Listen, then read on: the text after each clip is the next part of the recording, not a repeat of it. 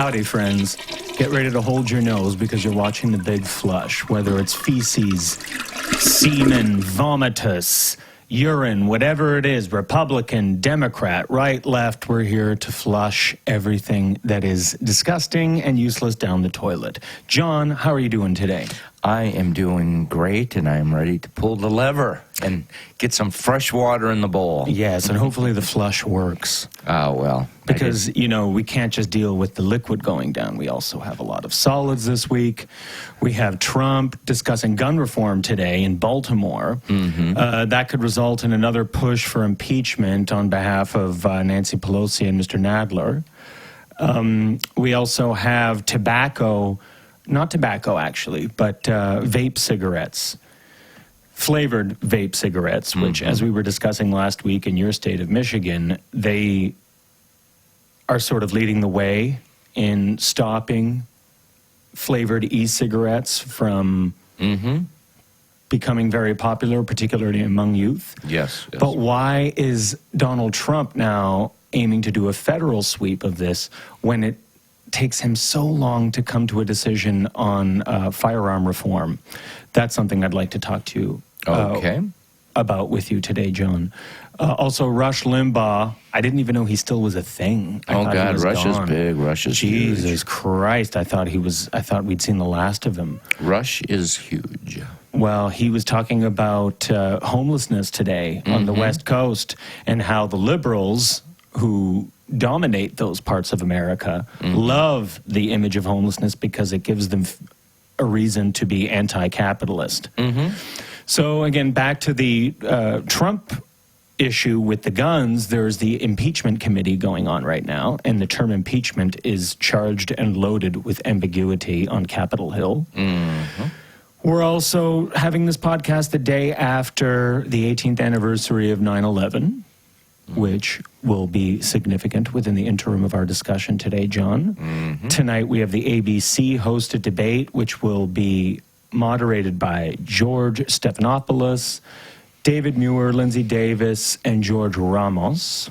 That starts at 8 p.m. Houston time, and in this part of America and the world, it will be 9 p.m., methinks. Is that right, John? Yeah, I think so. On ABC. I'll make sure I'm watching paint dry at that time. It'll be a lot like watching paint dry since they got rid of all the really interesting people like Tulsi Gabbard. Why? We don't know. We'll be hearing a lot from Joe Biden, who is still the leader in the Democratic run. Allegedly. Fascinating. Yeah. Well, you say allegedly, but I believe it. I believe that most Democratic people are not into the far extreme socialism that doesn't really have much of a financial plan. Very true. That Sanders and, what's her name, Elizabeth Warren are advocating for. Yeah. It's not that they're bad people. They just don't have a good financial plan. They want to take your money, but they don't really know how to manage it after that. Or at least they haven't articulated a sufficient plan for reinvesting that wealth in fruitful ways. Or they could be just bad people. You think they're bad people? I don't see Bernie Sanders as a bad person, but I don't know. Well, we're going to get onto that, John, but I just want to introduce our viewers to the topics today. That's the fifth topic. The sixth is Pamela Anderson. Ooh, Pammy. On The View. Ooh, Pammy. I love Pamela Anderson. I'm so proud Pam. that she's my fellow countrywoman. Yes, she's Canadian. The only thing that would have made it better if she would have gone in there in her Baywatch swimsuit. No. Because then she would have really handed it to them ladies. Who? Ladies? Well, Joy yeah. Behar? I'm sorry. I misspoke. Whoopi Goldberg. And, you know, it's sad because I like Whoopi Goldberg. I love the movie The Color Purple, and I like Whoopi Goldberg. It's I feel horrible and in such a horrible emotional state to not like Whoopi Goldberg because I like her. I think she's a great actress, but her political views, since she's been bought over. Yeah. Same with Joy Behar. Since they've been bought over, it's a horrible situation to not like those women because I especially Mrs. Goldberg. No, I used to love her too, but she's done lost her damn mind. Right, and it was just great to see Pamela on that show because she's like, she doesn't like Trump. which is not a crazy thing to say. But then she was talking about, well, yeah, I was also in the industry of, using my aesthetics to get ahead, and to not only to get ahead, but I think she used the term in the interview, to get out. Yeah, to get out, right. Yeah. You know what I mean? And she's an intelligent woman, Mrs. Anderson, and her repertoire is wonderful. She my hero is Julian Assange, and she's very much in support of him. Absolutely. And then they asked her about feminism, and she's like, "Well, I'm not really with third wave feminism." She was right on top of it. Like, what do you mean you're not a feminist? No, I'm a feminist, just not a third wave feminist. Yes. And then Joy Behar and Whoopi Goldberg, because of the nuance of that, they flip right the fuck out. Well, let them. And you want to talk a lot about also as it pertains to Pamela Anderson being a liberal person and not really being with the Democratic code right now. We can talk about Dave Chappelle's show, Sticks and Stones, as well, which you watched thoroughly and analyzed. I've only seen certain parts of it, but I get what you mean. Sticks and stones will break liberals' bones. No, sticks and stones will break non-liberals' bones. No. Words. Well, words, break the liberals' bones. And for me, that's what the take-home I got from why he called it that. Sticks and stones, because words don't fucking matter. They do matter, but it's not as important as actual actions. No, of course not. I mean, its actions always speak louder than words. It's just funny because in this age of, political correctness, which comes who the political correctness gods are still remain to be seen. I have a feeling they're all like, young 20-somethings at home in their, little bedroom behind their computer screen, with their like Van tennis shoes on, which I got Vans on, so I'm not knocking Vans because Vans are really cool. But I mean, it's gotten to the point that it's so ridiculous that comedians, which their whole job is to say off-color things and politically incorrect things and make fun and poke fun of people and things in society. That's the whole job of a comedian, and that's what comedy is.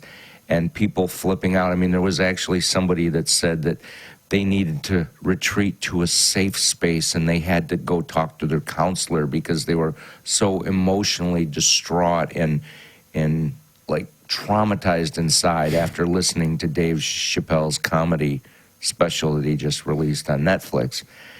And if that's not the most pussified bullshit thing I've ever heard in my life, I don't know what is. Right.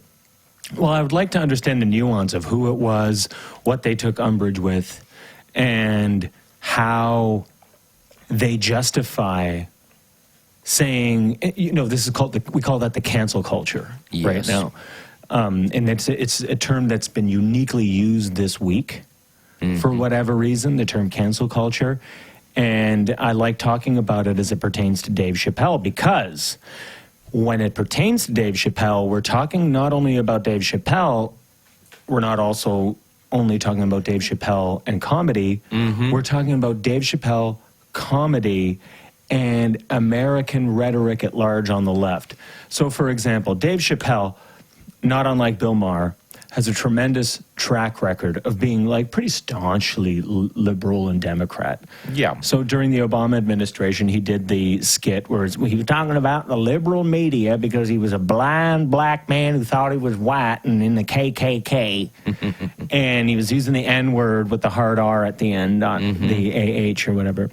And, that was when liberals were liberals. Yeah. But now you have certain people who are typically liberal, but climbing out of the woodwork as not conservative, not Republican, but something else. Yes, something else. And that is kind of what I like to talk about here on this podcast, because I feel, John, you and I are not alone in that, in the fathoming of that new ideology. Like, it's not right, it's not left. Yeah. It's actually the left, the liberals who used to be so anti-authoritarian and countercultural, they're now the status quo that needs to be rebelled against. Yeah, yeah. As, what's that guy on he's a British dude on InfoWars, he talks about that.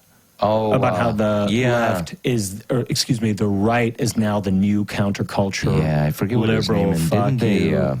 Didn't they like ban him or didn't they deplatform him? Anybody like who has something to say that is unpredictable, it gets deplatformed. Yeah. Paul Joseph Ryan. That's him, Paul Joseph Ryan. Yeah. Or Paul Joseph Watson? I don't remember, but Paul Joseph, yes.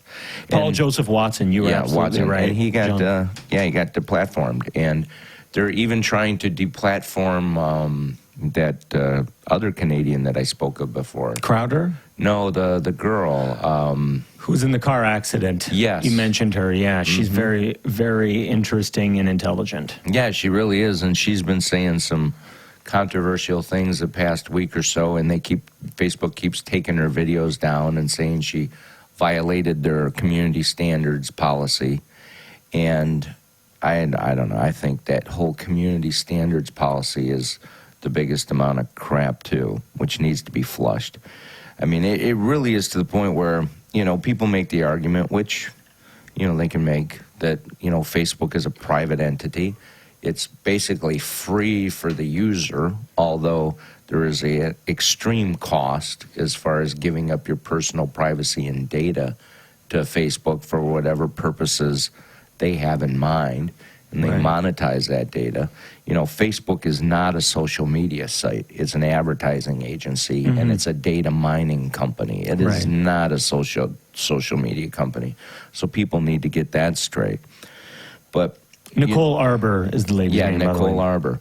But it's to the point where, people are starting to make the argument that it should be treated, or these sites should be treated like public utilities, because they've become so ingrained, in the fabric of the culture. Like, you can't buy a cell phone that doesn't have, like the Google operating system or the Apple, that's their monopolies. You have the apps that run on them that basically your phone is an Instagram, module, as opposed to just being a phone or a Facebook module. And it tracks everything you do.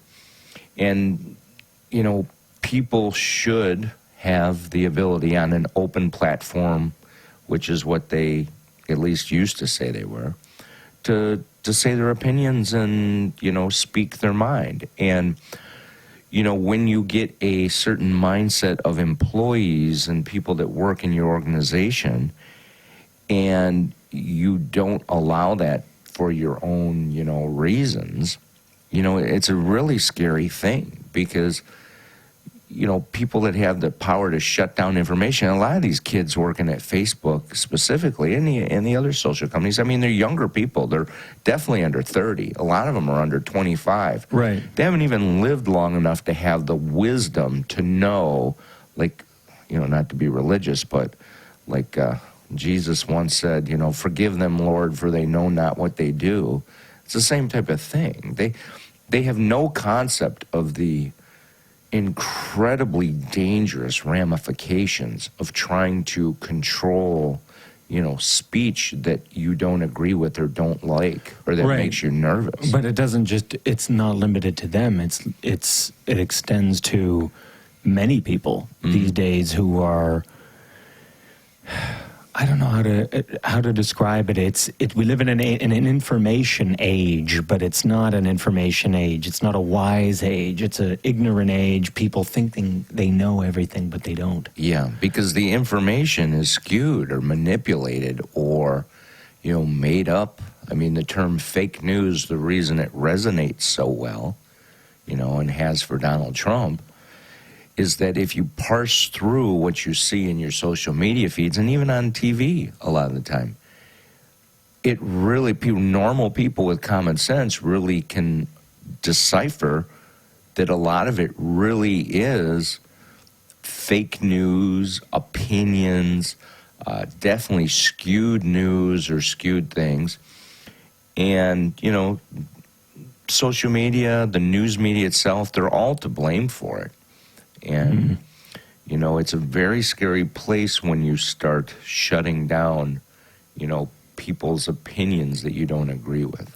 Well, and exactly, because Richard Dawkins, remember, he got banned from Berkeley. And the justification that the students' union who opposed him gave were that he's misogynistic.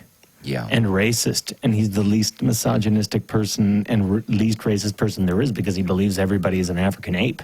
Yeah. And I do too, by the way. I do. We're all African apes. But they banned him because of his criticism of Islam when he was criticizing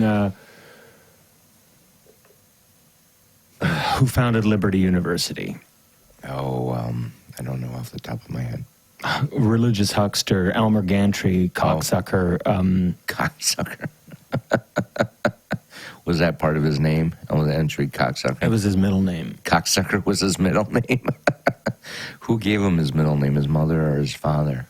Because it would have been his father. It's a very patriarchal system. But anyhow, so he founded Liberty University. Jerry Falwell. Jerry Falwell. Jerry fucking Falwell. He criticized him. Same with Christopher Hitchens. And then everybody was like, oh, yeah, he's great. He's so spot on. He's so progressive. But then he goes against Linda Sarsour, who was one of the founders of or not founders, but one of the coordinators of the so-called Women's March. Yeah. And Bernie Sanders, I stand beside Linda Sarsour, who basically advocates for a 7th century Middle Eastern worldview where women are subjugated, and she covers her hair, and she calls herself a feminist. She covers her hair. Yeah. I'm not judging people, but when you call yourself a feminist and you cover your hair and there's men walking around, they don't have to cover. And as a homosexual, the women covering their hair, it's just like, why the fuck do I care that you covered your hair? Take that fucking shit off and let your hair breathe and let your scalp breathe. I'm worried about you, Well, it's the men who have to, around me, the men have to cover themselves up, but then again, they don't because I have something called impulse control. Oh, well, a lot of people don't have that. Well, especially in cultures and societies where they don't have to exercise impulse control because the people are covered up. Yes.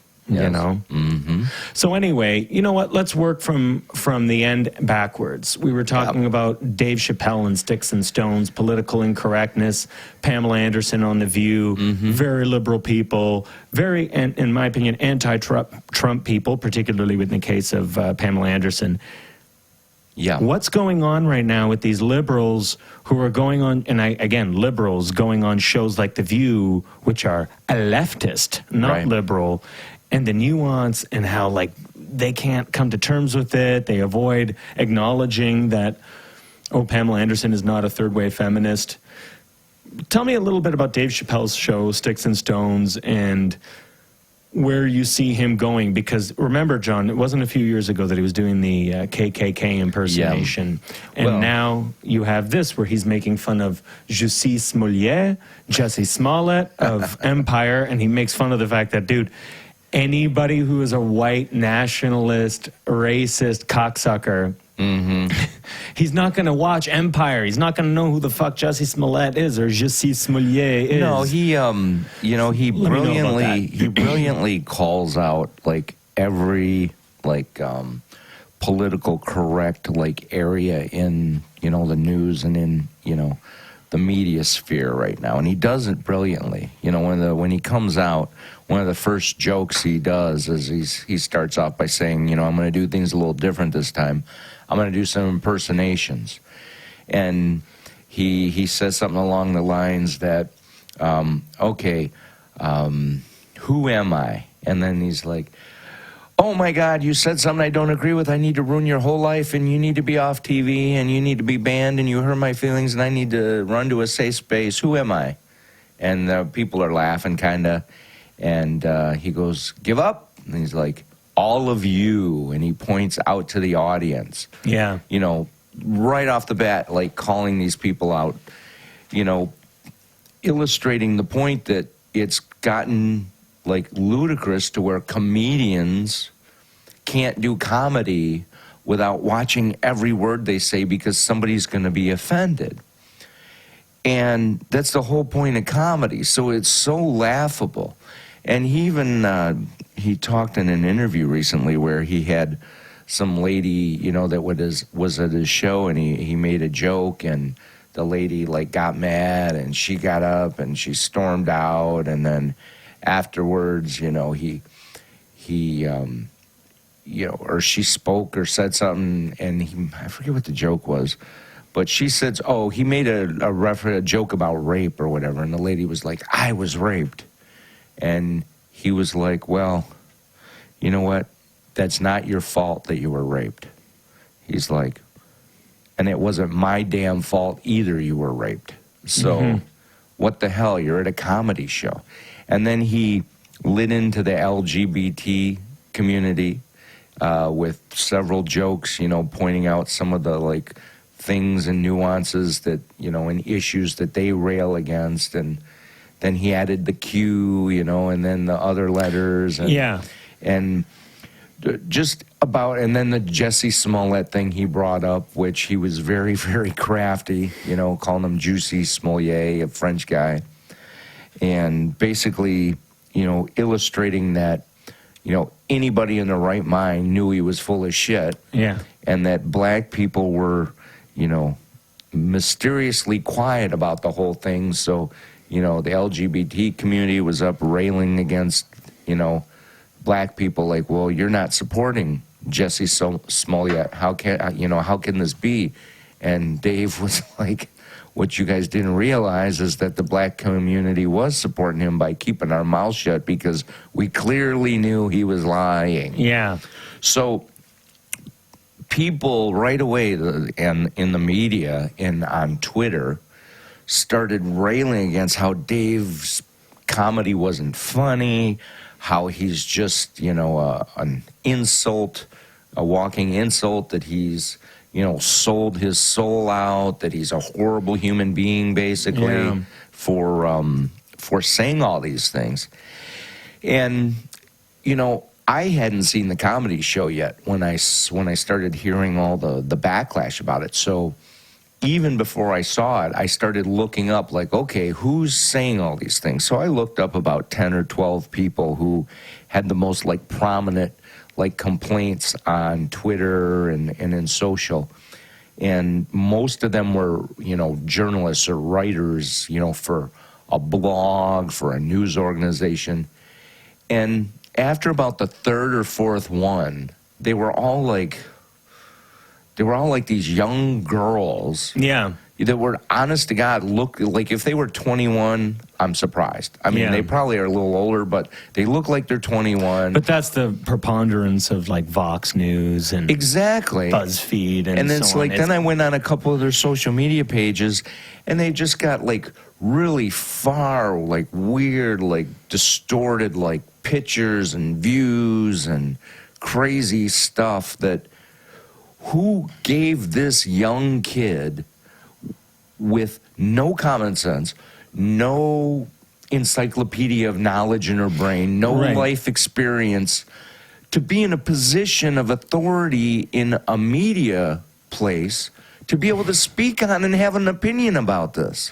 Right, but that's the online news. They're not journalists. And even some of them have, like, Brown University. There was a girl right after AOC talked about the concentration camps, the quote-unquote concentration camps.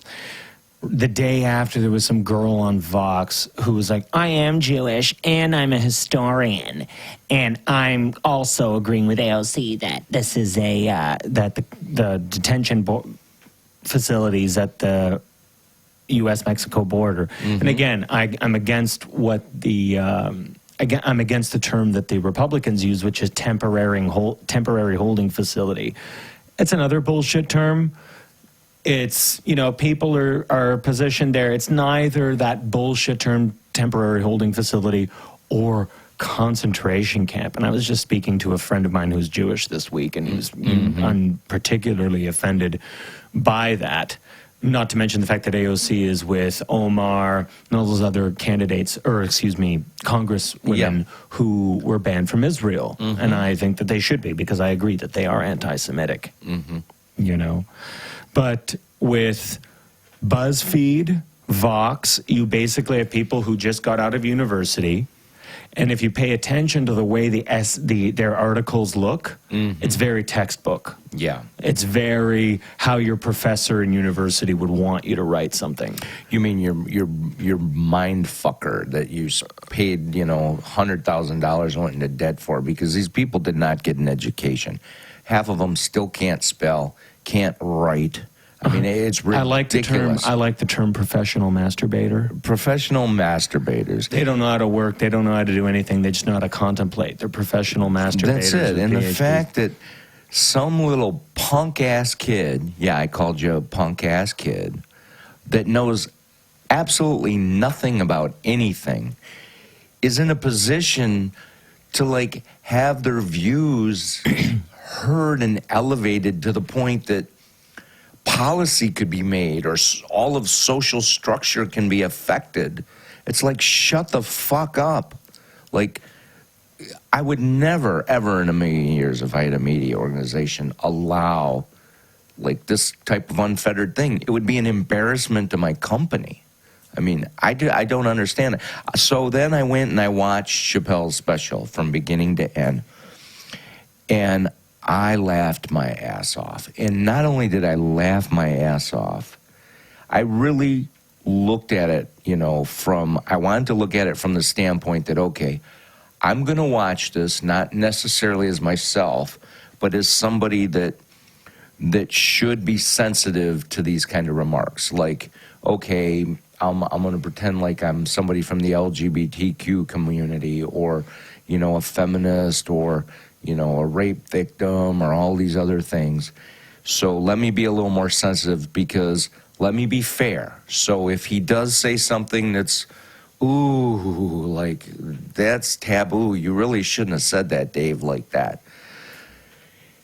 And not only did I find nothing offensive whatsoever, but the way he approached all of these subjects was really, really funny and really ingenious, because it's enough of a jab at them to be like, hey, we're noticing this bullshit and we're calling it out, but we're not doing it in a mean-spirited or cruel way.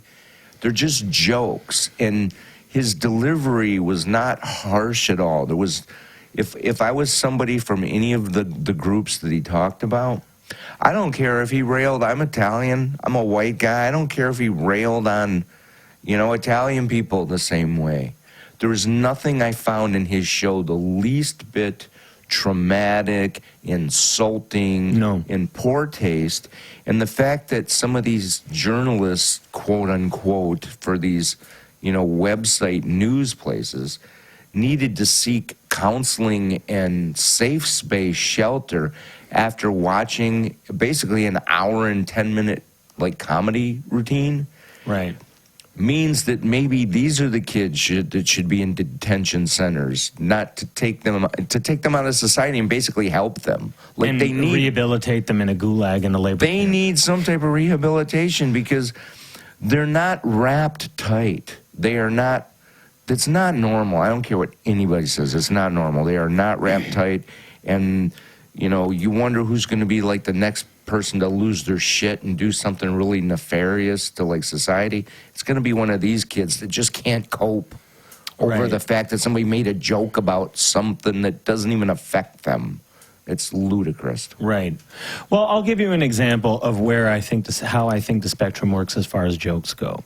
So you were talking about LGBTQ. Mm-hmm. I agree. To make fun of the acronym is funny, because it's just an endless addition of letters after the first four. Here's an example. Tracy Morgan, okay, lost his shit during several years ago. I would say probably 10 years ago.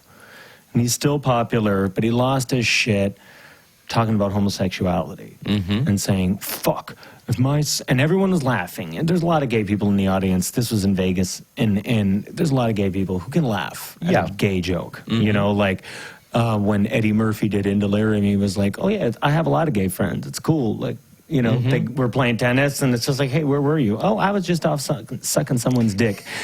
commenting on the promiscuity and the casual nature of gay men have. Yeah. And I've had it articulated to me from many straight men that they were like, hey, that's one thing I wish that we had with women is the casual sex thing that you guys have, you know?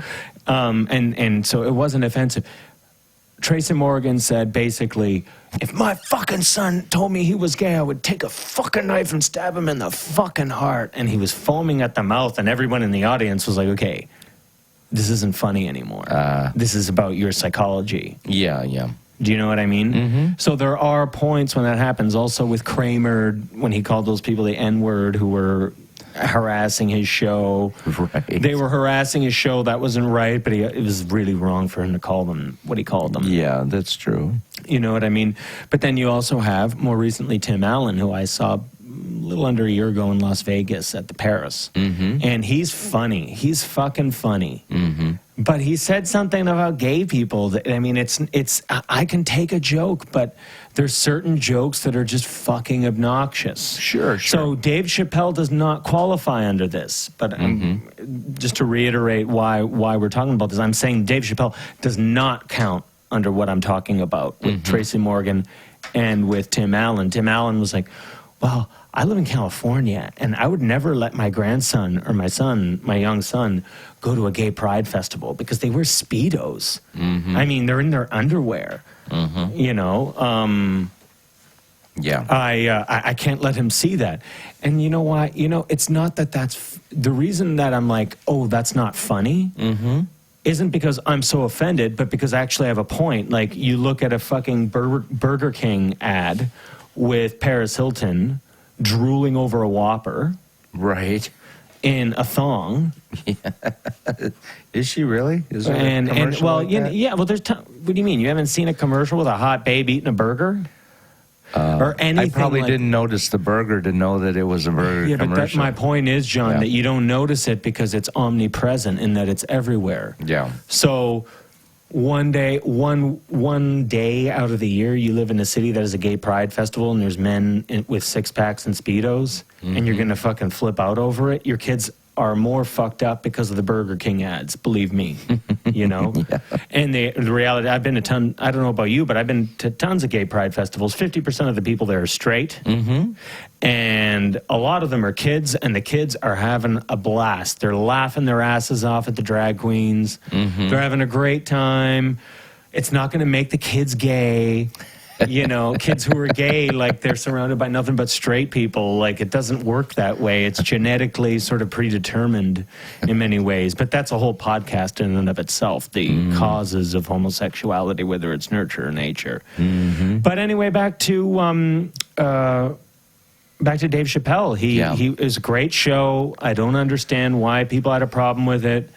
It freaks them the fuck out that he's black and that he has such strong liberal or left-wing credentials. Yeah.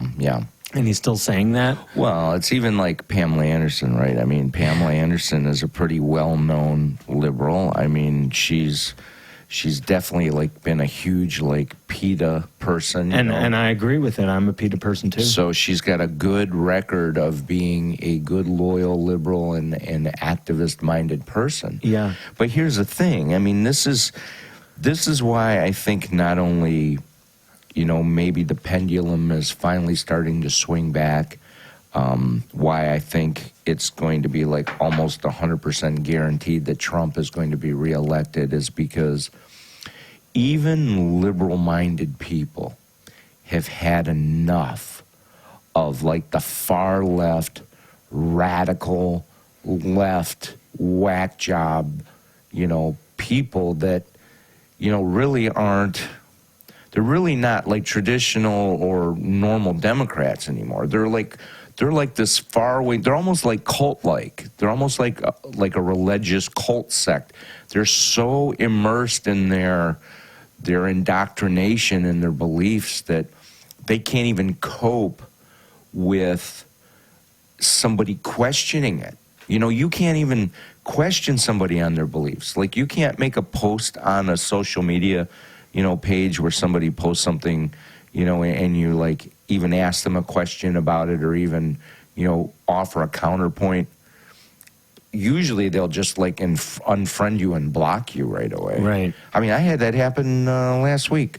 Somebody made a political comment, and I just put in like 2 sentences, just like, well, did you ever think about this? It wasn't mean-spirited, and it had to do with something that Trump said, or I don't know. And I wasn't even defending Trump. And she was like, you're a Trump apologist, and I hope you rot in hell and get what you got coming to you for, being the people that support that animal, and now I'm blocking you. And then sure as shit, like 2 seconds later, I'm blocked from this person. Yeah. I mean, it's such a childish process.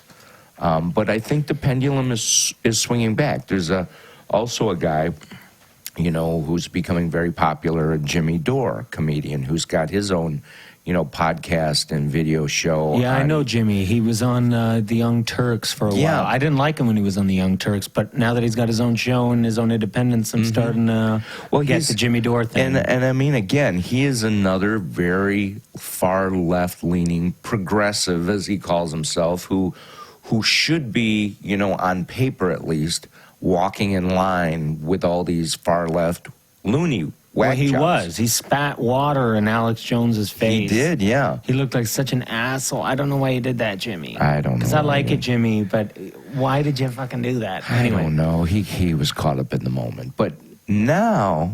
And under the TYT influence, too, I think. Yeah, probably. But now, I mean, if you watch his show, he is like one of the staunchest people calling out the far left's bullshit.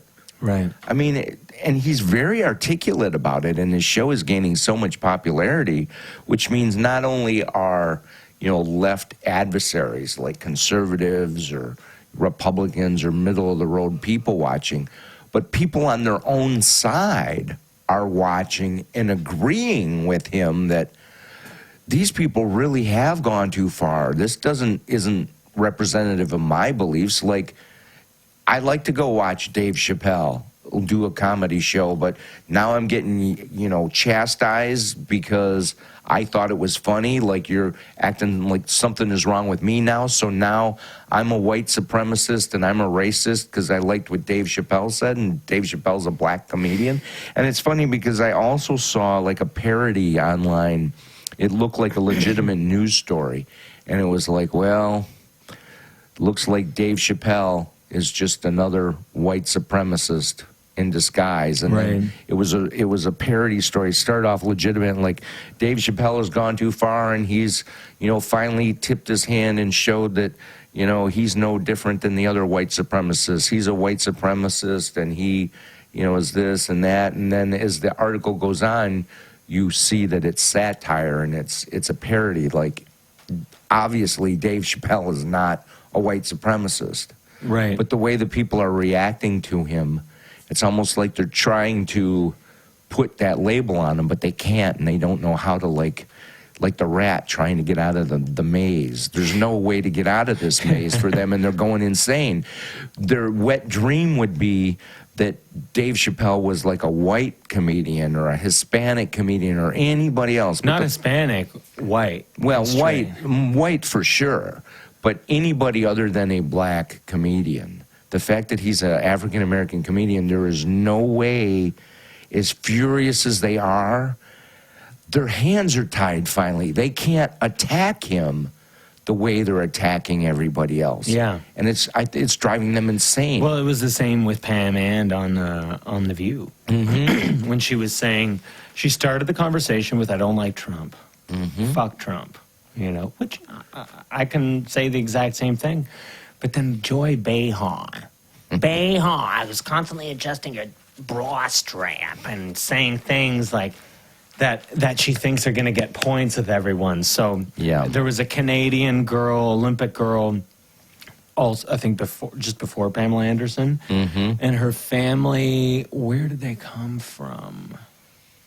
Anyway, they were immigrants. I'm not sure. I apologize on air to the people to this young lady's family, because I forget exactly where they came from. Mm-hmm. But anyway, the point of the matter is Joy Behar was like, well, see, this is the value in bringing immigrants into the country. Mm-hmm. She's trying to make it political. We're talking about this girl and her success, her athletic success. Yeah. And Joy Behar, she has to make a political point out of it about immigrants when Donald fucking Trump's wife is a goddamn immigrant from Slovenia. Yeah.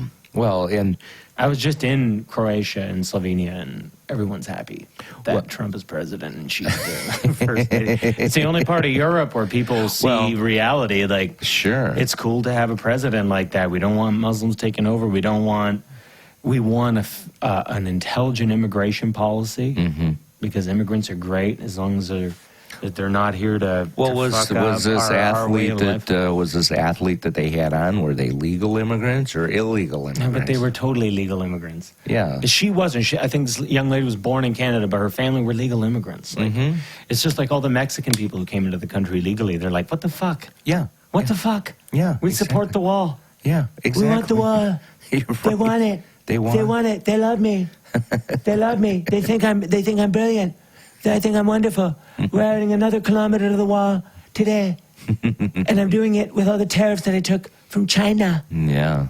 Which is another thing, the economic war with China. We mentioned that last week a little bit, but nobody seems to really understand the significance of it. Like what China is trying to pull over and has been trying to pull over on us. Oh, well, yeah. I mean, but, you know. And half the people who bitch about Trump, could you imagine living in a Chinese system? Could you imagine them? They wouldn't say anything. I would love to see that. I would love to see them. There'd be nothing Chinese to see. system. They would shut their mouths and follow suit or go to a labor camp. I would love to see the first time they spoke out against the emperor. That would be cute. I'd like to see the girl that spoke out about Dave Chappelle speak out about somebody in the Chinese government and what they're doing and see how that goes for her. Yeah. Exactly. Well, Hong Kong's coming around because the protesters, they've got 1 out of their 5 ultimatum points acquiesced. Acquiesced, I should say. Acquiesced. And so it's interesting, but the lady there, she's not going to resign. And they're not going to release the previous protesters who've been extradited to China because of the Extradition Act. Well, why would they? Well, because they want it. The protesters, why the fuck not? Like, the protesters who are in prison, all they do is symbolize Chinese totalitarianism. Yeah, I know. And people here, they love China, especially the left, the hipsters. Oh, sure. Well, they make cheap stuff. They manufacture good quality, cheap bongs they can smoke their weed out of, probably. John. Hey, what? This is me you're talking to. Hey, man. Yeah, I'm offended. Well. Because I got a lot of Chinese bongs. No, I make my own bongs. I'm kidding. I got a bamboo shoot in the back. Yeah, I want Popeye the Sailor Man, a corncob bong. Corncob bong? Yeah. That's something I need to look up. Yes. I don't know that it exists, but there's a business opportunity I just gave somebody. I'm just trying to imagine hollowing out a corn cob. Hey, they used to do it. Worked for Popeye. All right, John, enough about corn cob bongs. Yes. Let's talk about tonight's ABC hosted Democratic debate. Biden is still leading in the polls. What does that say about the Democratic base with regard to socialism and Joe Biden's lack thereof? I mean, let's face it, Biden was the VP under Obama, into the Obama administration. And now we have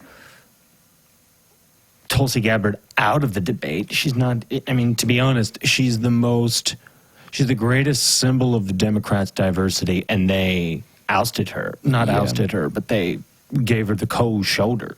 Yeah. And we have Joe Biden leading, even though he's like, what the fuck does he have to say? Nothing. I mean, nothing new. There's nothing innovative or interesting that Joe Biden has to say. No. And he's still leading. So what does that say? Yeah, that tells you that the Democrats also, on some level, get that socialism, the socialism that's being espoused right now is horseshit. Well, yeah. I mean, look, I don't care what your general political philosophy is in this country. The majority of people, no matter where they're at on the spectrum, do not want their country to turn into a socialist or communist country. That's a fact. You can ask anybody, and anyone who says any different has got their head up their ass and doesn't know I the live in a difference. socialist country. Yeah, well, America doesn't want socialism. The word is a stigma, and the fact that Bernie got as far as he did was very, very interesting. Well, define socialism. So, like here, we're doing this podcast out of Canada right now, and you drive here every day from the States. What is it about here when you come here that you don't like? Honestly, because I can take the criticism. No, I'm not here to be immersed in the culture long enough. I'm here for, several hours at a time. I mean, I've spent a lot of time in Toronto. I spent a lot of time in Canada and previous work things. I mean, there's nothing directly that has, harmed my mentality, my life, or, done anything, to me personally. But I do know that, you guys pay a lot of higher taxes. Yeah. It's much harder to start and have a business here because of the government regulations. There's different things with your healthcare system. There's some benefits to it, but there's also some big disadvantages. If you need to go to the doctor and you have to wait months and months to be seen, unless you know somebody or can finagle a way to get in under a different set of rules, for the condition you have. Just the fact that your government was planning to make, things like addressing people by the wrong, pronoun, Mr., Mrs., the things that Jordan Peterson was Right, that's what made Jordan Peterson famous, because he opposed the obligatory pronoun use. So that gets into, speech control, thought control, and, if you live in some type of, societal, makeup where you're not free to speak your mind freely, you're not free to, start some type of business or some type of entity, for your own, survival and well-being, being denied, basic services, or being denied the ability, like the American model, the pursuit of happiness and, freedom and things. If that's infringed, even, slightly or moderately, it has an impact. And, communism and socialism have been tried all over the world and other places, and, none of them are successful. I mean, long term, none of them. You have a police force. Yeah. You have firefighters. Yeah. You have a library. Yeah. Yeah. You have to. That's socialism. Well, is it though? Yeah. You have taxpayer-funded services to better the greater good. Anybody can go there. A homeless person go to the library. Homeless person call the cops. Homeless person doesn't have a house, but if his feet catch fire, he can call the. Yeah. He can go to a pay phone if he has a quarter and call the social service of the firefighters. Social services and things of that nature are different than economics and your economic system and your freedom laws and things. But Donald Trump's a socialist. How is he? Because of his work to end NAFTA and to interfere with business activities. Because he wants to tax and put tariffs on products, American companies making products overseas, which is how, Well, yeah, but is that really socialism? It is. Because the thing is... it's the government interfering with corporate endeavors. Yeah, but the problem is prior to him, the government interfered in corporate. That's why we have NAFTA in the first place. And these are things that, at least, on the surface, he's trying to, undo or fix. Because the thing is, America, is not a true capitalistic place. It does have elements of socialism, but even worse than socialism, it has elements of, government regulation, government manipulation on the behest of big corporate donors and special interests. So, if we really truly were a free market system and the government didn't interfere like it's not supposed to, there would be no NAFTA. The free market would handle that, But when you're able to manipulate the free market, when you're able to manipulate, companies that are allowed to go to other countries to take advantage of slave labor wages, it changes the whole competition framework, because there's no way, somebody that's doing things legitimately could compete with somebody that gets unfair advantages protected and implemented by the government, to protect your type of business.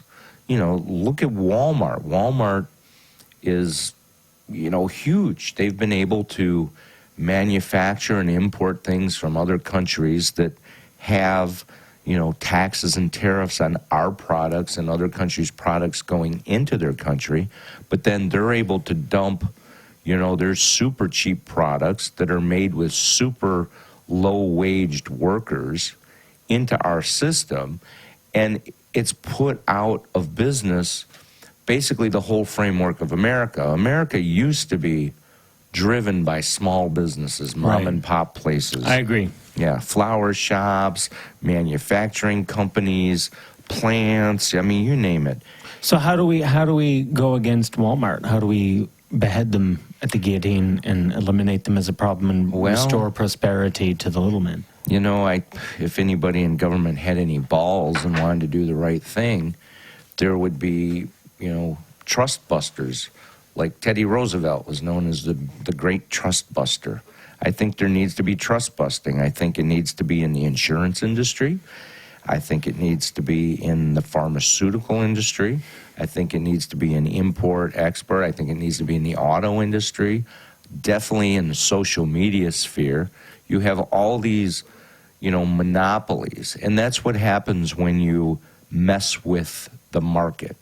When the market runs freely, competition takes over, fair competition. So if you start doing something that is unfair, the market will correct that. Because if you're making an inferior product and someone over here is making a quality product, people are going to start to gravitate toward the quality product, especially, if the prices are the same.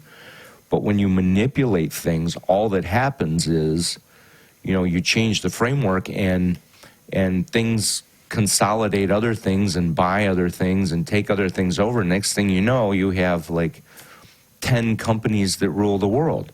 It's certainly that way in the media industry. The media industry also should be deregulated and trust busted. All these big entities. And, in a way, when people that are progressive or very liberal, rail against corporatism and how awful it is, in a way I agree with them. Mm-hmm. But to me, their anger is, I would say it's ignorant, but it's misguided, because they're railing against it like it's capitalism's fault. Right. But it's not capitalism's fault. What they should be demanding is capitalism. They should be demanding that their people elected bust up these things and they restore fair trade, fair competition. They get rid of, undue regulations. And I'm not talking about regulations that maybe protect the environment or something, but when a big company has a lot of money and they're able to lobby the Congress of the United States, they can get legislation passed that says, for instance, a good example is the marijuana industry, right? In Michigan, for instance. So the citizens, they signed petitions, they got it on the ballot, they got marijuana approved to be legal. So, okay. Recreationally. So now everybody's happy, right? We can go grow our own weed, we can sell it, we can do all this because now it's legal. Oh, but wait a minute. No, now the state's made regulations, and the regulations are that if you want to sell marijuana, that you have to be licensed. Okay, fair enough. You can be that's licensed. Usually same with alcohol. Same with alcohol, right? Yeah. But to buy the license and to have the license, you have to pay the license fee to the state, which is $15,000, $20,000 for the license. And then you also have to put $500,000, $500,000 in cash, not in a bond, you have to have $500,000 liquid cash money, 500K. 500,000 to give to the state that the state takes, and they hold that as whatever, Right. your bond or whatever to the state. So, so what that does is that has totally taken away the ability for regular people to grow the plant and make a little side money or make a nice, good business out of it. And what it's done is it's allowed a company like a pharmaceutical company or any type of business entity or investment group that has a lot of money to come in and take the industry. Right. And then they start making shit tons of money because not very many people are going to be there competing against each other because you have to have the funds to be able to do it. Next thing you know, even down the road, if they ever repeal that, it's too late because now you got 3 or 4 entities that have enormous greenhouses and operations to where They dominate the market. they dominate. And that's what's happened all across America in so many industries.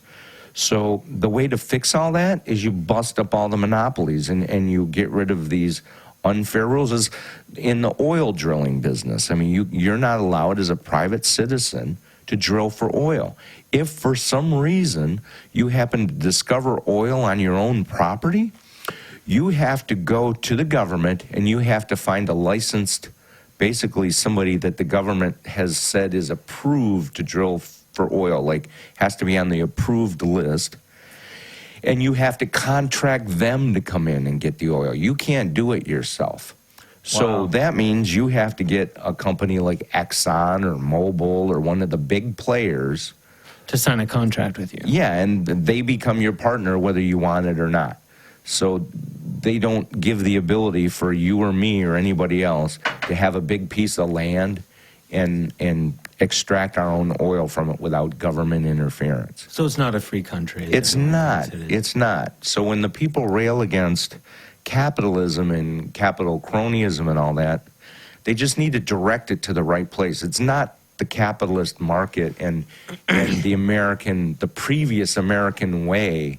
That's what built this country and made it so great because everybody was able to start a company and grow it and profit and then turn that wealth over to their future generations so they could continue the business or go to college or have a very good quality of life. And it brings the standard of everybody up because, when Henry Ford started his automotive plants, he was building this big entity which allowed people to make more money, which, now you got line workers, now you got janitors, now you got building maintenance.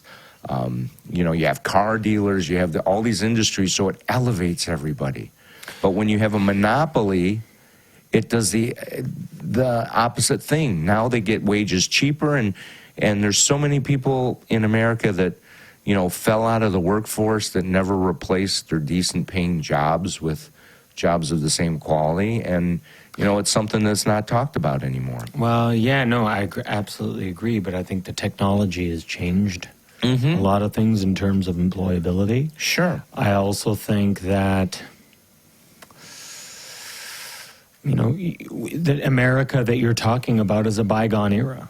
Well, And here's the thing with me as a Canadian that you have to deal with today, John. oh, for shame. See, because Those damn Canadians just want to put down Americans because we're so jealous of how great your country is. Look, we have good beer, too.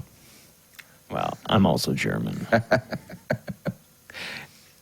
Yeah, German is pretty much the only blood I have in me that's good at making beer.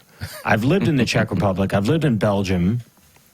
Those are beer countries as well. But anyway, but the point that I'm trying to make, John, is that I think every empire has its day, has its century in the sun. Sure. So the 20th century was America's century. 19th century was Great Britain's century. 18th century was France's century. 16th century was Spain's century. Who's the next century belong to? China? Possibly. Are you okay with that? No. But is it a fight that you think is winnable, or is it just like, holy shit, like, Well, I just got to come to terms with it? No, or I I'm gonna don't fight against that current. I don't think Because you can is. drown when you fight against a current. Yeah, I don't think it's winnable. And the reason I don't think it's winnable is because of corruption. Because our government is so corrupt and so beholden to China. It's a good example. I mean, who owns all of our debt? China. Right, but I wouldn't put it just on America. I would say our governments, Canada, America, Great Britain, France, Germany. Not so much Germany, because Germany's in a debt surplus to China. China owes Germany money. Yeah. But no, they're all corrupt. So, people, again, going back to the whole, Dave Chappelle thing, or the liberal against, the right, fight and, dichotomy of that whole thing going on, it's not a race thing. It's not a white supremacy thing at normal people level, right? It's a class thing. There are two classes in the world. There's the really rich elite class that owns and rules everything regardless of boundaries and nationalities. borders. And then there's everybody else. And the people that have everything are very, very smart, and they're very, very methodical. They're long-term thinkers, which average people are not. Right, And like a 100-year plan. 100-year plan, 200-year plan. Right. And they're also brilliant at, obtaining the resources they need to maintain that, a.k.a. the media. They own the media. So if you're watching the television to get your news, to get your perspective on the world, you're being programmed. The television programming. It actually is programming, So you don't necessarily get the real truth ever. And if they want to make it look like everybody hates each other and there's all this division, amongst people, well, that's funny. When I go to the mall or I go to a party or a restaurant or whatever, people of all different ethnicities and nationalities or whatever, they're nice to me and I'm nice to them. There's no hatred. I don't look and go, oh my God, shit. Well, very rarely. Very rarely. I mean, I've experienced racism at both ends, but only in America. Well, never in Canada, never in Europe. Well, that's nice. I have a lot of African friends who are living in Europe, and there was a little bit of racism once in a while towards the Africans in Czech Republic, but for the most part, the only time I ever heard anybody use the N-word with the hard R at the end, white people saying it, was in either Florida or Alabama or Mississippi. Well, but then again, I've flown into New York City. Mm-hmm. Arrive, want to get a bottle of water at a stand. Black girl, what do you mean, where's the water at? It's right in front of you. What the fuck's the matter with you? And I'm like, well, I just got off a long flight, miss. I'm sorry, excuse me. And she goes, what, you stupid? Mm-hmm. And I'm like, well, there's no reason for you to be like that with me other than the fact that you just, I've done nothing. There's been no interaction. I've given you no information about my identity. Mm-hmm. For you to be antagonistic like that, other than the fact that how I look, Mm-hmm. Well, and I'm white. I was well dressed, but I mean, we both know, and she's bitter about it. And common people that have common sense know that, of course, there's always going to be an element of that in society till the dawn of time, But it's almost, I feel like, in this day and age, it's almost being nitpicky. Because the collective amount of people, which is the other 96.6%, are not that way at all. Yeah. And, they hold on to the fact or portray the fact that small 3.5 to 4 or 5% is like the majority of everything. And these people don't even have control over anything. It's really not about any of that. It's about class. It's about the people that have and the people that don't. Well, not to cut you off, John, but here's a good example. Many years ago, probably 10 years ago, Oprah Winfrey was in Switzerland. I'm not sure if it was Geneva or Saint Moritz. Let's just say it was Geneva. And you've been to Europe, you've been to Paris, you know what it's like when you go down the Champs-Elysees in Paris. Certain posh stores, it's like if you can't afford to buy even the cheapest T-shirt or handbag in here, fuck off. Right. Don't bother. You can come in and look and browse for like maximum 10 minutes. Right. But after that, fuck off. Yeah. You know, it's crowded. There's tons of rich people from all over the world, from Kuwait, Iraqi, Russian, Chinese, American, everybody here. They can afford it. They're here because they can afford it. Sure. So anyway, Oprah Winfrey goes in with her personal assistant. They're, you know, in Switzerland.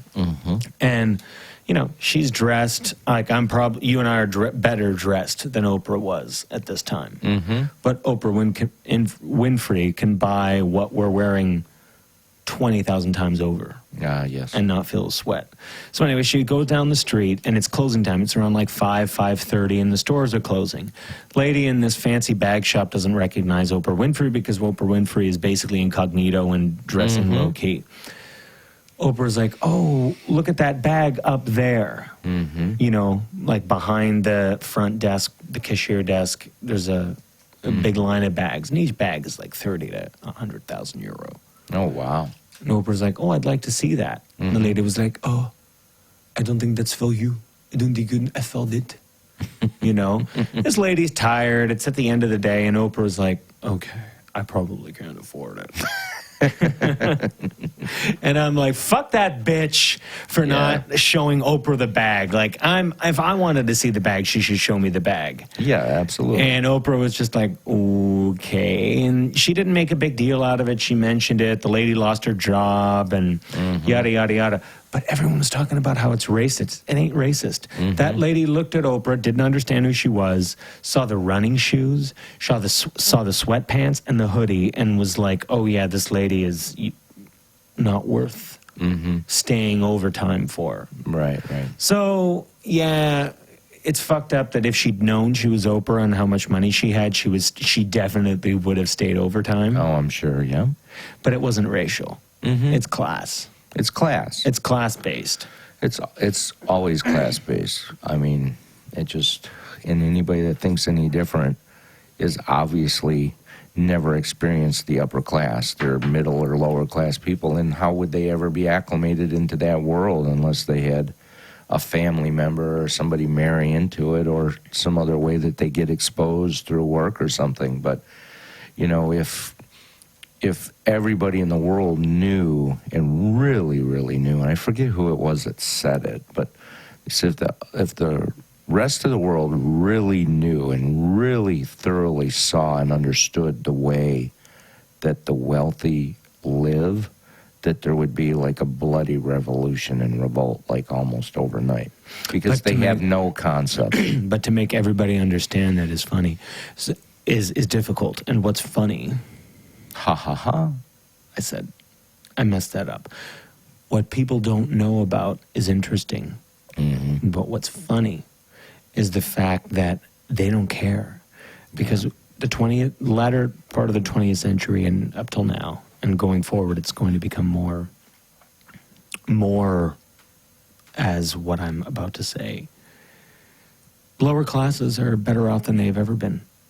So when you've been to Paris. Sure. You go to an art gallery, some fancy old school art gallery, where it's all portraits of rich people from the 16th, 17th, and 18th centuries. They're all ugly. Yeah. They all look like shit. Yeah, they're not very attractive. They're all inbred. And obesity was a problem for the wealthy in those times. 1950 onwards is a breaking point in human history where obesity is a symptom of not of wealth, but of poverty. So how do you mobilize an underclass that is so well fed? They have big flat screen TVs, 2 SUVs, 3 kids, Twinkies, everything that they need. How do you mobilize a class like that? I don't think you do, and I think that's the problem. I think that's why we're doomed. I mean, I don't see a solution to the problem because, you know, when people refer to people as sheep or the sheeple, you know, there's a lot of truth to that statement. And, you got to be fair to people too. I mean, like you said, I mean, you got people that, they're managing their life. They have a job that they have to go to because they have bills to pay, responsibilities, family, spouse. They get caught up in those activities, and their, 40-hour work week or longer is like the most prominent time in their life, and it's accounted for, and it has to be. So they really don't have the extra bandwidth and affordability to do things like, I'm sure there's a ton of people nowadays that wish that, when there's an issue that they're passionate about or care about, they see on the news and people are going to protest at their state capitol or going to protest in Washington, they wish that they could be right alongside with them. And if they had the financial means and time, they probably would. But the majority of people, they live paycheck to paycheck. They don't have savings, so that is just a dream to them. So right away, that kills your spirit of rebellion or trying to help society, because it's like, it becomes like a daydream, like, oh, someday I'll be able to march, or, oh, I don't know how to get involved, or I can't afford to, go to Washington for 4 days, or I can't afford to fly to Hong Kong and stand with those kids there or whatever. I can't afford that. I mean, I don't even know how I'm going to pay my taxes, at the end of the month that are due. So people, they don't stay in a place where they're going to wallow. So they're not going to, every time something comes up, they're not going to be all like diving into it. They're almost, I think, like a defense mechanism where like, I would just blow it off because I don't want to face the reality that I really am just a little pea in this whole big thing, and there's nothing I can do. So why even have an opinion? Why even act like? And I think that's where John, tell us about. I have to use the washroom right now. Okay. I'm sorry, friends, but I get excited sometimes. John, tell us a little bit. Elaborate on that, but also tell us a little bit about the DNC debate tonight. Oh, okay. Get that started up, and we'll continue talking about that in like sure. 1 minute and 50 seconds. Okay, 1 minute and 50, counting down. But no, I think that people are just so locked in that they have no other choice but to detach from the reality of like that they can do something. And the people that are in charge and in power, I mean, they obviously, know that society is structured this way. So it's very, very easy, to affect policy change, to affect the way that, certain things work in society, because they know people pretty much are powerless to do anything about it. And it's really sad. And I think when people finally come to that realization, then it really kills their spirit. And I think that's also why people don't go out and vote, because they're caught up in that cycle. They subconsciously know that their vote really doesn't make a difference. I mean, they vote, and maybe the person that they, voted for does get elected, but, most of the time they know that the campaign rhetoric was just rhetoric, and the campaign promises that they made, all of a sudden the day after they're inaugurated, those promises all go out the window and nothing ever gets done or fixed. So, it's a big problem, and it's really sad. And I'm not sure how we fix society or how we light a fire under people that, don't have the means or the mental bandwidth to really act or do anything about it. But, I guess that's the way life is in the big city. But yeah, we have the Democratic debates tonight. I think it's the third debates. And I think it's a big farce. I mean, when they restrict candidates from being able to participate in the debates, then how is it a free and fair debate, and how is it a free and fair election? It's really not. They've made a very big concerted effort since the beginning of the race to keep Tulsi Gabbard quiet and keep her out. Well, she's out. She's not on the debate tonight. I know, and on ABC. And it's criminal that Democrats allow this to happen again. So why is it that they don't want Tulsi? What is it that she's saying that is not in league with the status quo? She makes too much DNC sense. right She's not out there doing the talking points. right, but what are the talking points that she's not following up on? Well, she's number one, she's anti-war, which is a big no-no in Washington. You can't be anti-war. Isn't Trump anti-war? Well, he might say he is, but we haven't pulled back or done anything different, and generals are running everything. I mean, we're at 7 or 8 different fronts around the world with military presence and operations going on. I mean, I don't see how that's anti-war.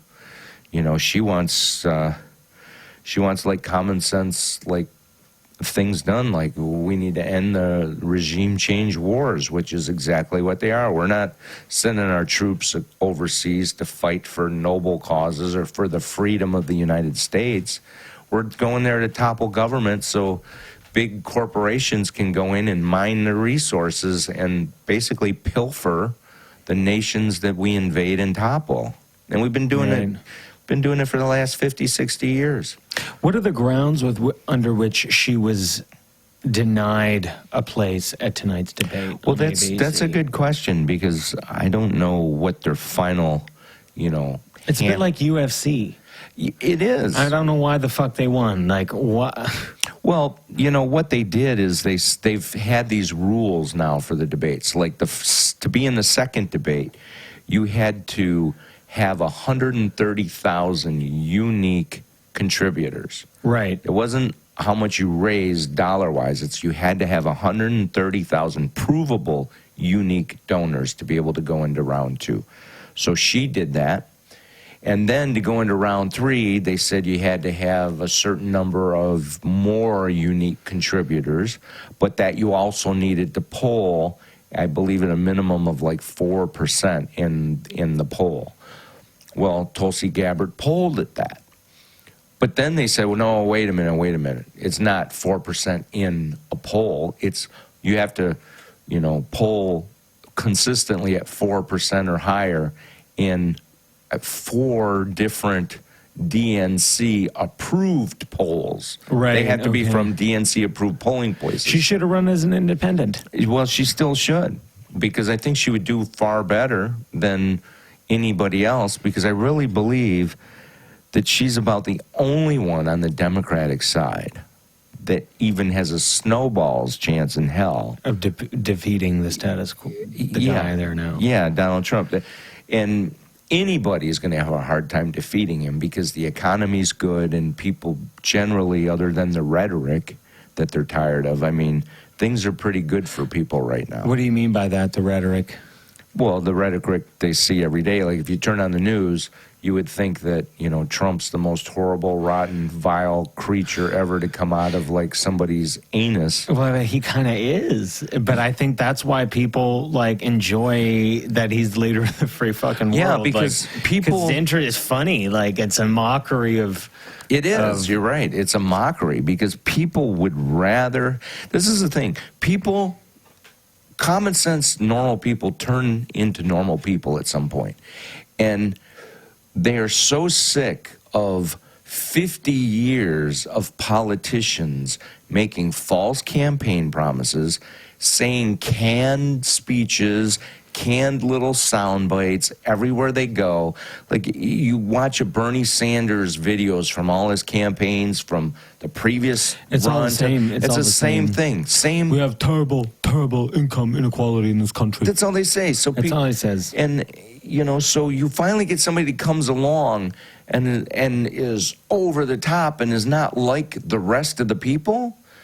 They could care less if he's a frickin', smacks babies. Really, because he's not elected to be nice to babies. He's elected to run the country, and it's that simple. And everybody that the Democrats are running are so weak. They're weird. Weak and weird. Their personalities are weak. All of them are so afraid that they're going to make even the slightest gaffe that nothing that comes out of their mouth is normal. Yeah. And then they're also afraid to offend anybody. Yeah. So their position changes like every speech. Like if they have a position, oh, okay, I'm against abortion. Oh, well, I really wasn't against abortion like this. You misspoke. Oh, well, no, I'm against abortion this way. But no, I'm really not against abortion. Beto O'Rourke of Texas is really good for that, for being like, well, I said something about women 25 years ago, and, you know, I've learned. Yeah, I'm apologizing. I was egocentric. Yeah. It's like watching a Stalinist show trial. It's bizarre. You know? It's weird. It is bizarre. So guess what? You and I are not the only people watching this shit that needs to be flushed. And coming up with the same conclusion, like, who the fuck are all these weirdos? A lot of people, again, that go about their daily lives, take their kids to soccer practice, don't watch, you know, the news or the social media religiously like the whack jobs do, like it's their whole life. They see somebody like a Beto O'Rourke or these other candidates that come up, they're like, I never heard of this guy before. I never heard about this girl before. Who the fuck are these people? Yeah. And they're fucking weird.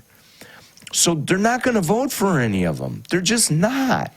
So what's going to happen is the same thing that happened last time. Yeah. Is people are going to go out and vote for Donald Trump, or the people are really, really like, some people will vote for the Democrat no matter what because it's my team.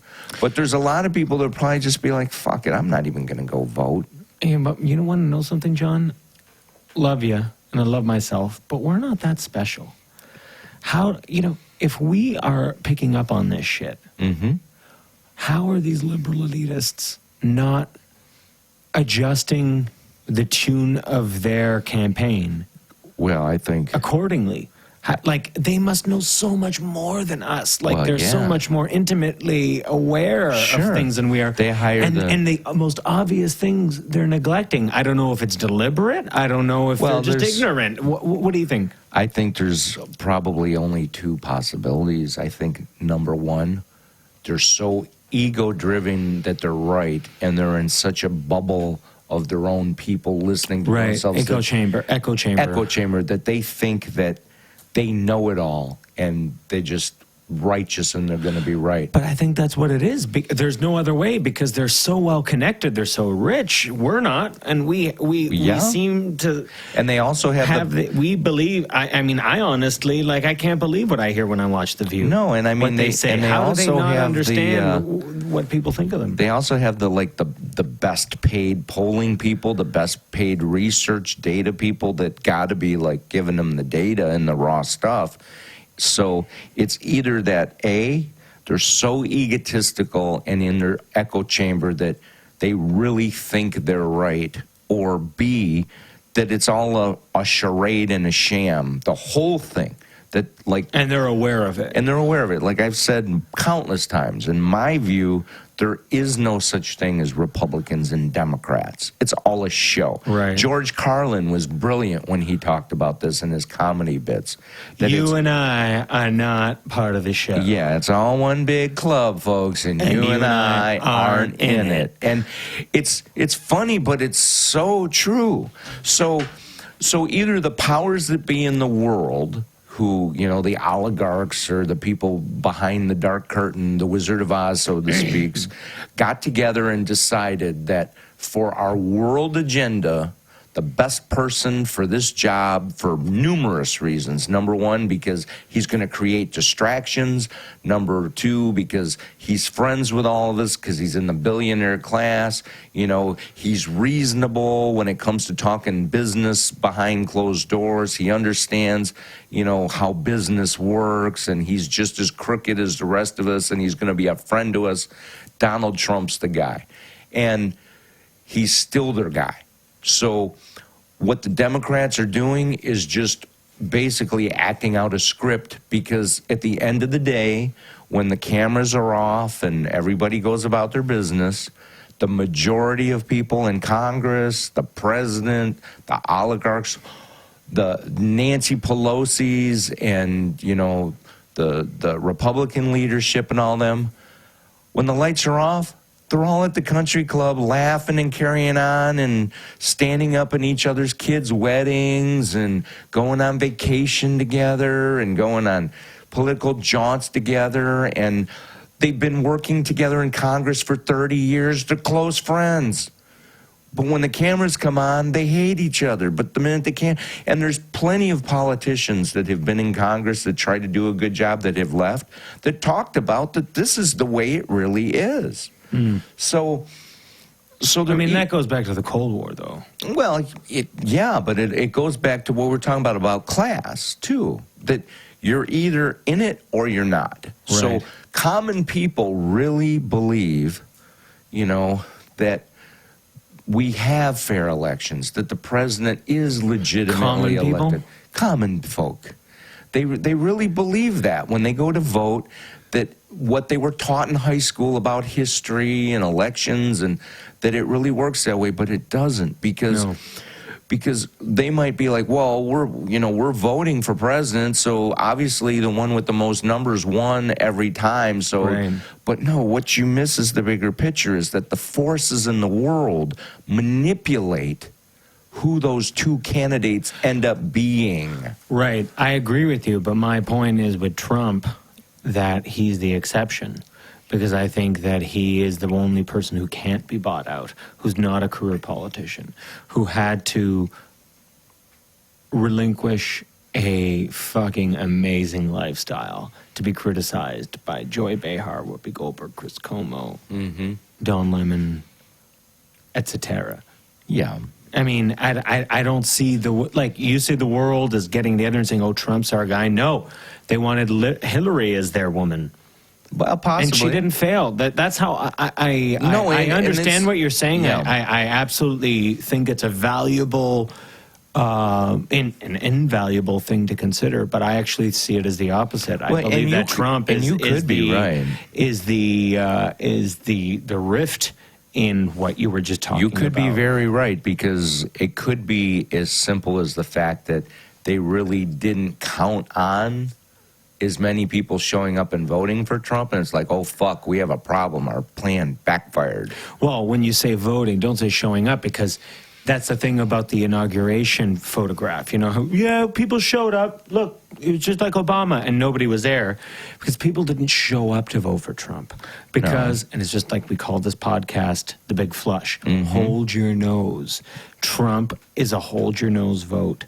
Yeah. Nobody is going to show up or travel from Wisconsin to Washington for his inauguration. But that doesn't mean that people aren't going to vote for him in 2020. It just means we're going to vote for him and not show up because we don't like the guy. He's a hold your fucking nose vote. Yeah, absolutely. Absolutely. We don't like him. That's the reason that there was no one at his inauguration. And that could be the reason with this whole like Russiagate bullshit scandal and everything, because it's almost like, fuck, what happened? We lost. Hillary didn't get in. Now we got to try to discredit this guy until we at least can control him or figure him out or whatever. But I mean, if they really, really were hell-bent on defeating him, if the Democratic side was 100% legitimate and really wanted to defeat him, they would run stronger candidates. They would learn, they would see why they lost last time, because they ran a bad candidate who just talked jargon and talked out of both sides of her mouth, not to mention has a long history of pretty damning evidence of corruption and possibly worse, misconduct, all that stuff. So, you would think that they would see a candidate like Tulsi Gabbard or somebody who people right off the bat like are driven to. Yeah. You would think they would cling. It's like, okay, yeah, Joe Biden is fairly safe. He's an establishment guy, but he's kind of quiet. He's kind of been not a huge laughing stock, but he's always been kind of made fun of because he's like the king of gaffes. And then, well, there's the other thing about him, like, pictures where it looks like he could potentially be groping. Who cares about that? It's just the fact that he's a fucking idiot. Yeah. Like, he's just like, oh, yeah, well, You got to look at my campaign history when I worked under President Barack Obama. Yeah. You know, and it's like, yeah, well. Yeah, so it's the same shit. So you would think that the constituency, the people inside the DNC and their loyal voters and followers would be like just going crazy to get somebody good to run, and they can't. Is it that they can't, or is that they're not? I don't understand what it is. It's crazy because you have really intelligent people on the left. But you know what I think? I think the other thing is that things have inside the Democrats, like the Democrats have a big problem because there's like all these different factions now. You have like more normal, you know, Democrats, liberal people, but then you have the wing that's super progressive, super activist. So these people inside can't even agree. So they see somebody like a Kamala Harris that says all these whack things, or they see somebody like an AOC, and they're like, oh my God, but that's a 15%. But then you have like 35%. They're like, oh, fuck, that's whack job. We got to be more normal and at least vote for somebody normal. And then you got somebody that's like still steamed that Bernie lost. So they're like, fuck it, Bernie in 2020. They won't vote. So you cut these people into a pie where there's not enough big enough pieces to beat the guy that's in the office. Yeah. So their strategy That's not the focus, though. It's just it's getting attention for talking about how much they hate Trump and want to get rid of him. But I think that in a way, BuzzFeed, Salon, what's the other one we were talking about? Oh, Vox, all these different places. They're going to be so, in a secret way, they're going to be happy when Trump becomes president again, because what the fuck else are they going to talk about without him? Well, that's true. I mean, that's literally how they make their money. These early 20s bimbos. Yeah, careful what you wish for, and right? Cunts, Yeah, and cunts. Bloody cunts. Cunts. They keep running their cunt mouths, but they never really say anything, do they, John? They never do. They never do. They're cunty, all of them.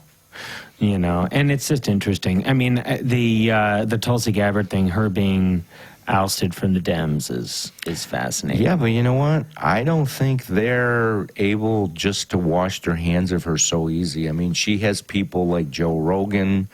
Yeah. She has people like Jimmy Dore, who's got huge audiences now. People are woke. You know, no, they're aware. Well, they're aware to woke and how bullshit woke is. Yeah, because woke has nothing to do with awareness. That's true. The contrary. That is true. Woke is like anybody who says "stay woke, bro." It's like, especially my age group. Yeah, in the early 1930s in Germany, you would have been a Nazi. Mm-hmm. Yeah, that's what woke means. So that you would have been a fucking Nazi if that was what woke meant in your social upbringing if you lived in Germany in the 1930s. Yeah. Because you're unquestioning. She's not, they're not just going to be able to dismiss her so easy, and they got a real problem if she decides to run as an independent. Oh, fuck. John, I was just thinking about her siding up with Trump. Oh, well, Lord. You know? Yeah, I mean. Because he'd love her. Oh, yeah. And she would function better like under that than she would with the Democrats. Yeah, for sure. You know, and she's got something that none of the other ones I think have, or very few. Maybe Andrew Yang does. Is believability and credibility. Like, there's nothing you can really attack her for being like disingenuous or talking out of both sides of her mouth, or there's nothing in her background or her previous, political years to not think that she's a genuine 100%, patriotic person. She's served in the military. I mean, voluntarily. Also, yeah, exactly. And which also kind of proves the fact that, like, anybody who serves in the military, by the time you get up in the morning, they've done like 50 things to improve the world already. Yeah, by the time we're like, where's my oatmeal and my coffee? They've got 50 things done and out of the way, and they're taking a little break for 20 minutes before they do 50 more. Yeah, for sure. It's like university professors. They're up at the fucking crack of dawn. Absolutely. You're not a morning person, are you, John? I love to see the sunrise. just before I go to bed. Yes, me too. You know what it is with me, John? At nighttime, it's silent. I can That's hear a what pin drop, and I'm like, oh my fuck. That's what I like about it. I mean, I get a lot of work I can done. get on my, I can work on my sheets. I can get on my laptop. Nobody's disturbing me. Yeah. But if I were to lay in bed at that time, all I can hear is the wind, Yeah. the creaking. Now and then it's I'm like, oh my God, I can't sleep. That's what But then I the get sun now. comes out, and I hear the crows crowing, the cars honking, people talking. And then I'm like, oh my God, I can go to sleep now. I know, it's a lovely So thing. peaceful. Everybody's up. Nobody's going to fuck with me. No. And Yeah, it's a good thing. vampires. We should have been It vampires. should have been. It would have been much better. Yes. So, in closing, we have a couple more points that we want to talk about. Rush Limbaugh, who I didn't even know existed anymore. He still does. He exists? I thought he was donezo. Oh my God, no! Rush is extremely popular. He's one of the most highest paid people in all of radio, and his show is more popular than ever. Oh, fuck. Yeah. Hey, he's a lovable guy. No, I don't like him. You don't like him? Well, he's just, I don't know, he's a douchebag. He talks about gay people, and he had, Elton John did his his most recent wedding. Yeah. And his bedroom is like all fucking painted pink with clouds and heavens on the ceiling. And it's like, dude, what the fuck? I don't know. I'm not a Rush Limbaugh fan. But anyway, what Rush Limbaugh was saying today was that he understands why on the West Coast in San Francisco there's so many tents and homeless people, because the liberal governments love the sight of homeless people, tents, destitute folk, because they're like, oh yeah, you see, this is what capitalism is like. Right. It's a little bit like how the Catholic Church is like, oh yeah, we're in Brazil and Uruguay and Africa, and everyone who's poor loves the Catholics. Yeah, because they're poor and ignorant. Yeah, right. Do you know what I mean? Mm-hmm. I don't know if I agree with Rush on the fact that the California government likes to see that. Where are you?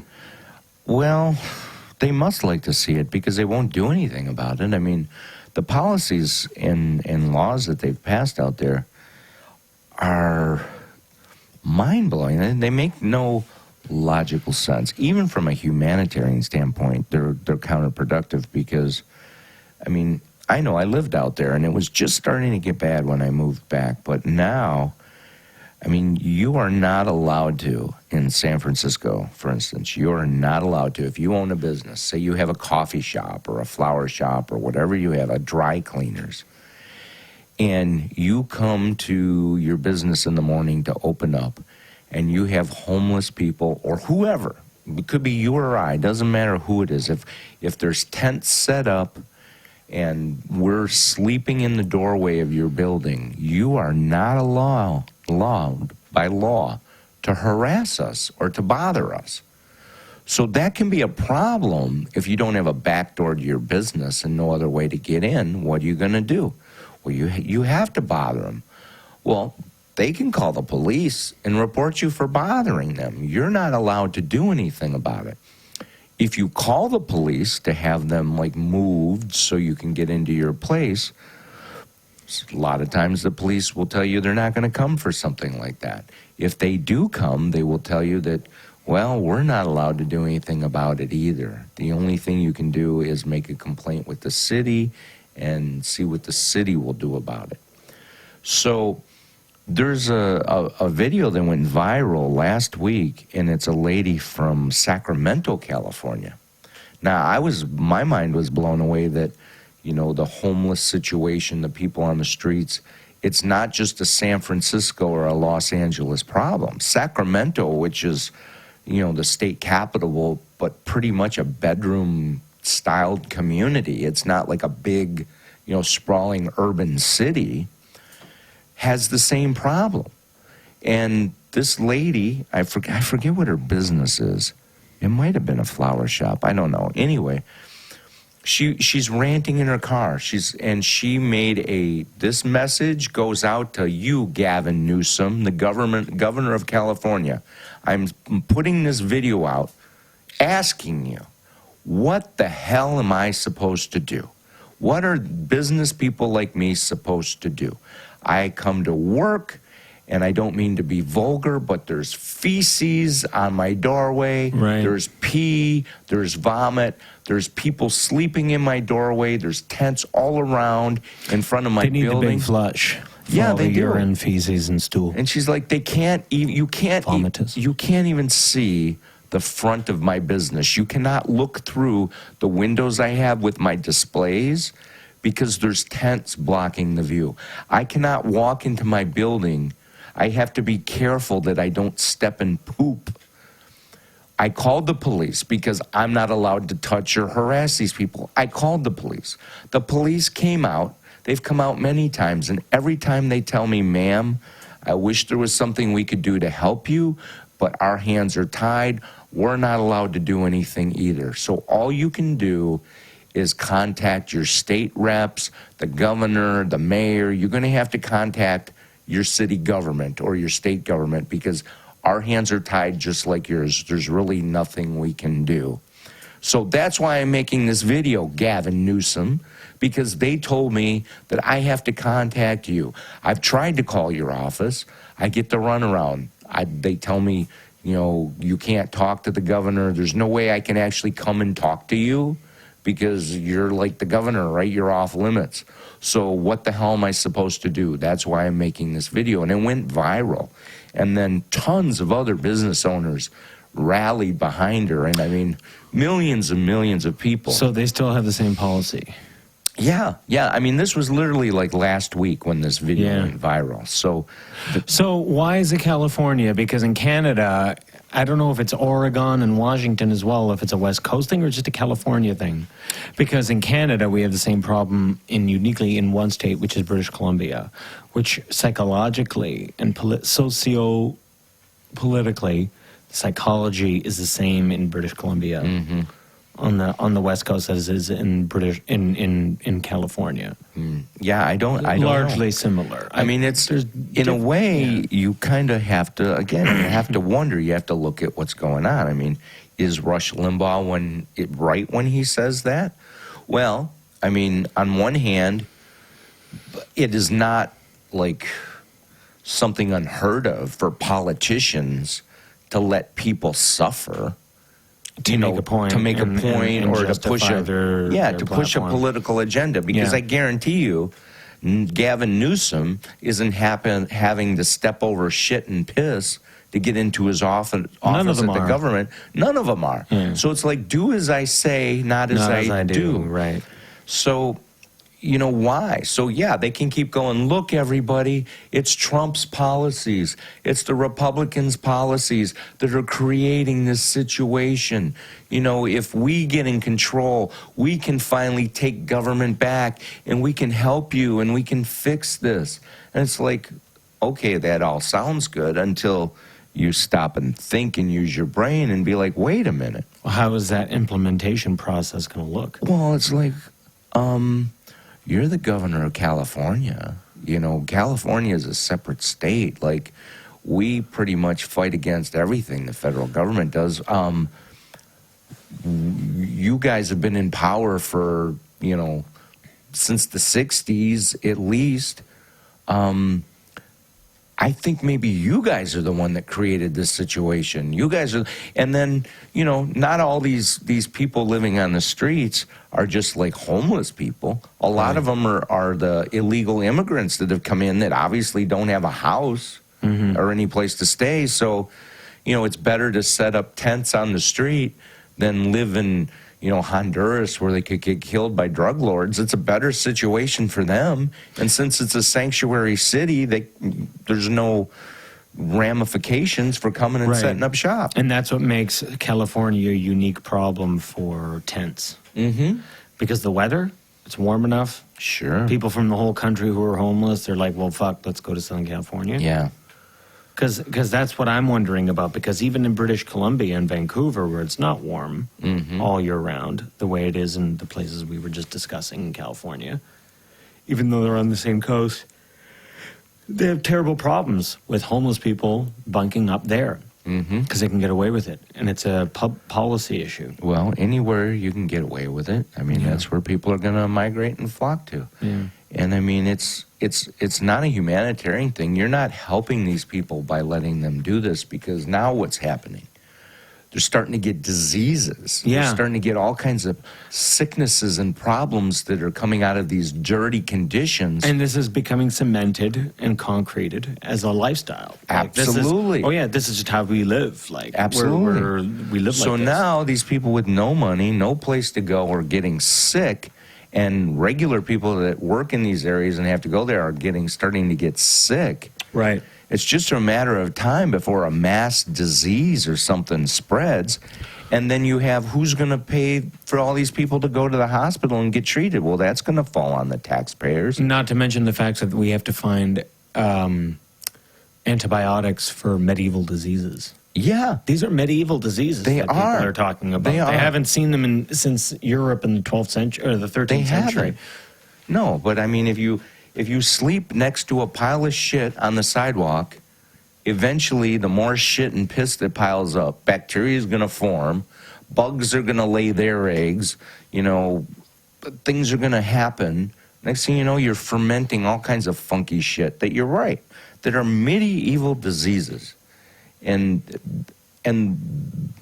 if I lived in California and I was a citizen there, I would probably be driven to be on the state capitol every day, demanding, the people in California, the fact that they still buy into this and they haven't lined up with pitchforks and torches to throw these people out of power they're getting rid of Frankenstein. Because they're woke. Oh God. And you're not. Yeah, well.